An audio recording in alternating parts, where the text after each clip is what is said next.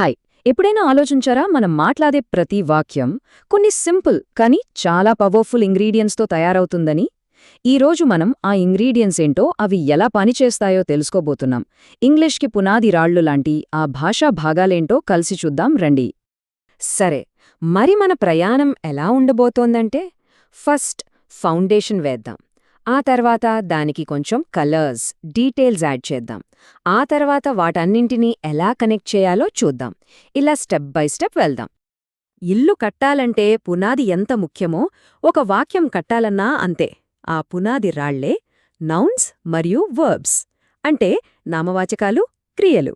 ఇవి లేనిదే అసలు వాక్యమే లేదు. నౌన్ అంటే నామవాచకం. సింపుల్గా చెప్పాలంటే ఇదొక పేరు పెట్టే పదమనమాట. మన చుట్టూ కనిపించే ప్రతీదానికి ఓ పేరుంటుంది కదా. ఒక మనిషి, ఒక ఊరు, ఒక వస్తువు, ఒక జంతువు, ఆ పేరే నౌన్. ఉదాహరణకు చూడండి, పర్సన్ అంటే టీచర్, శామ్ లేదా మన ఫ్రెండ్, ప్లేస్ అంటే మన ఇల్లు, పార్క్, స్కూల్, వస్తువు అంటే పుస్తకం, కారు, ఫోన్, ఇంకా జంతువు అంటే పిల్లి, చాప, సింహం. ఇలా ప్రతి పేరు ఒక నౌనే. అయితే ఇక్కడో చిన్న తేడా ఉంది. బాలుడు అన్నమనుకోండి, అది ఏ బాలుడైనా కావచ్చు, దాన్ని కామన్ నౌన్ అంటాం. కాని అదే శామ్ అని పిలిస్తే అప్పుడు మనం ఒక పర్టిక్యులర్ వ్యక్తి గురించే మాట్లాడుతున్నాం. అదే ప్రాపర్ నౌన్. తేడా గమనించారు కదా. ఓకే, నౌన్ అంటే ఎవరో ఏంటో తెలిసింది. మరి వాళ్ళు చేసే పని ఏంటి? ఆ పనిని చెప్పేదే వర్బ్, అంటే క్రియ. ఇది లేనిదే వాక్యం కంప్లీట్ అవదు.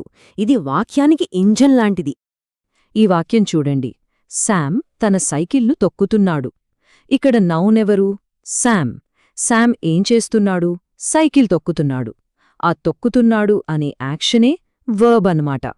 సరే, ఇప్పుడు మన వాక్యానికి పునాది వేశాం. కాని కొంచెం ప్లెయిన్గా ఉంది కదా. దానికి కొంచెం టేస్ట్, కలర్స్ యాడ్ చేద్దామా? ఆ పని చేసేవే అడ్జెక్టివ్స్ మరియు యాడ్వర్బ్స్. అడ్జెక్టివ్ అంటే విశేషణం. దీని పనేంటంటే మనం ఇంతకుముందు మాట్లాడుకున్న నౌన్కి కొన్ని ఎక్స్ట్రా డీటెయిల్స్ ఇవ్వడం. సింపుల్గా చెప్పాలంటే ఆ నౌన్ ఎలా ఉందో చెప్తుంది. అంటే ఒక నౌన్ గురించి ఇది కొన్ని ప్రశ్నలకు సమాధానమిస్తుంది. ఎలాంటిది, ఏది, ఎన్ని అన్న ప్రశ్నలకి. ఉదాహరణకు హ్యాపీ స్టూడెంట్, ఆ స్టూడెంట్, లేదా ఒక స్టూడెంట్, ఇలా అన్నమాట.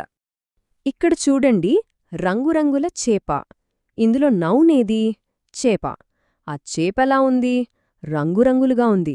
చూసారా, రంగురంగుల అనే పదం ఆ చేపకు ఒక అందాన్ని, ఒక ప్రత్యేకతను ఇచ్చింది. అదే అడ్జెక్టివ్. ఓకే, అడ్జెక్టివ్స్ నౌన్స్ని డిస్క్రైబ్ చేస్తాయని తెలుసుకున్నాం. మరి వర్బ్స్ని, అంటే యాక్షన్ని ఎవరు డిస్క్రైబ్ చేస్తారు? ఆ పని యాడ్వర్బ్ చేస్తోంది.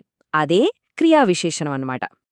ఒక పని ఎలా జరిగింది, ఎప్పుడు జరిగింది, ఎక్కడ జరిగింది, ఎంత తరచుగా జరిగింది, ఇలాంటి ప్రశ్నలకు అడ్వర్బ్ సమాధానమిస్తుంది. పని గురించి మనకు ఇంకా ఎక్కువ డీటెయిల్స్ ఇస్తుందన్నమాట. ఇక్కడ చూడండి, పాడుతుంది అనేది యాక్షన్, అంటే వర్బ్. ఆమె ఎలా పాడుతోంది? గట్టిగా. సో ఆ గట్టిగా అనేది అడ్వర్బ్. ఆ యాక్షన్కి డీటెయిల్ యాడ్ చేస్తుంది. సింపుల్ కదా. ఇప్పటిదాకా మనం కొన్ని పదాలు, వాటి పనులు చూశాం. మరి ఈ పదాల్ని, ఐడియాల్ని కలిపి అతికించాలంటే మనకొక గమ్ కావాలి కదా. ఆ గమ్మే కంజంక్షన్స్, అంటే సముచ్చయాలు. కంజంక్షన్స్ పని చాలా సింపుల్ కానీ చాలా పవర్ఫుల్.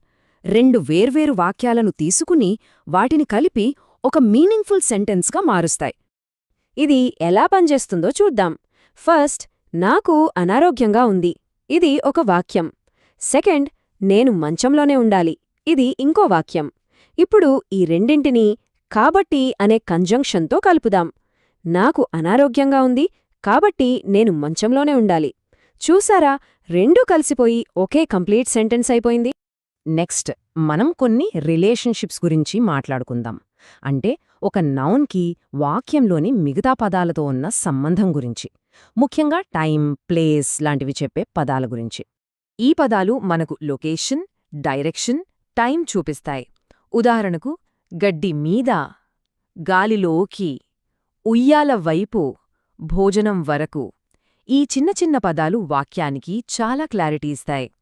ఇప్పుడు మన మాటలకు కాస్త ఎమోషన్స్, ఫీలింగ్స్ యాడ్ చేద్దాం.